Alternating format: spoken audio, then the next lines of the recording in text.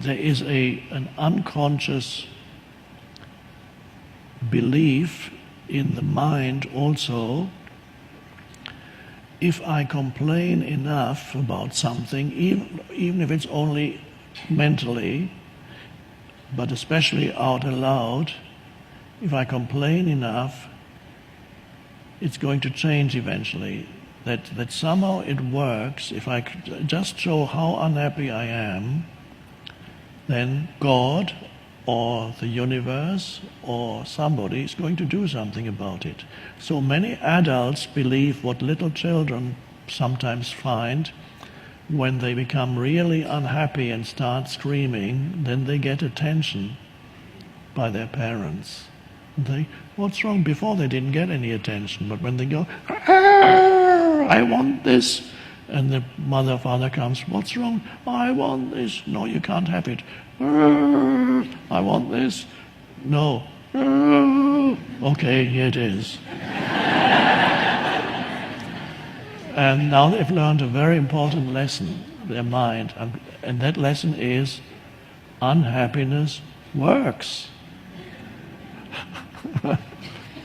And if that is repeated many times in childhood, the adult still has that unconscious belief in their mind, and so they periodically enter states of unhappiness in the unconscious belief that things are going to change if I'm really unhappy.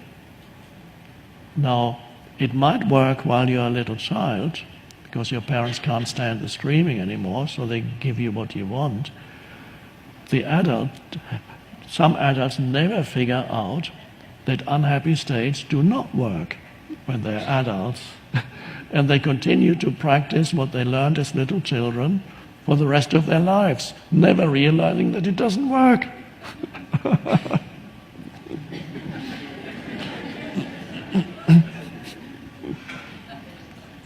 So the recognition that negative thinking and unhappy states actually do nothing to change anything. If anything, they make it worse.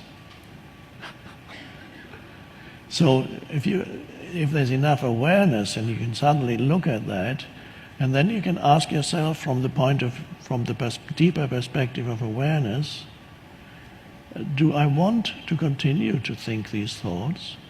Is that helpful or good? Do I really want that?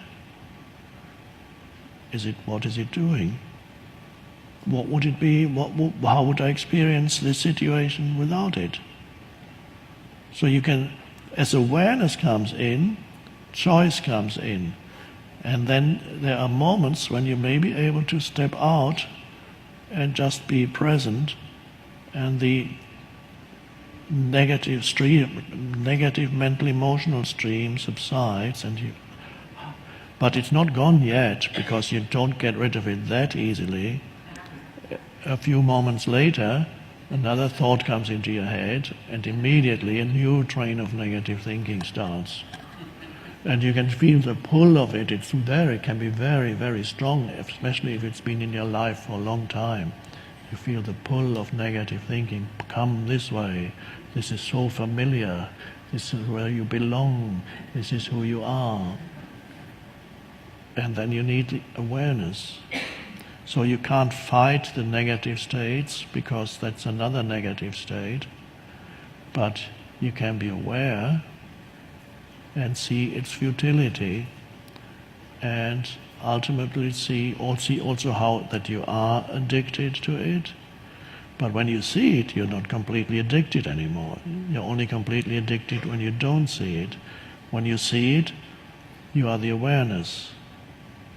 When there's no awareness, you are it. Then you are the ego. Then you are the ego that's addicted to unhappiness.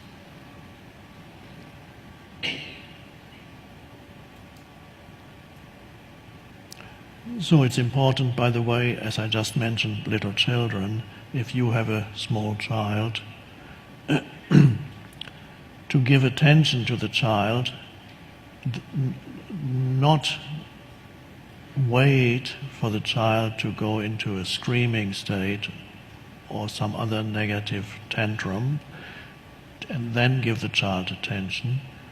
but give the child attention at normal times. And don't give excessive attention when there's the screaming, and especially don't give the child something after you've said, no, you can't have that, and if he or she just cries enough, then finally you give it. That's not a good lesson to teach. Either you give it immediately or you don't give it. And if you think it's bad for the child, then of course it's better not to give. But of course the parent gives it because he or she wants the crying to stop. So you, okay, oh dear, you're teaching very, very wrong lesson.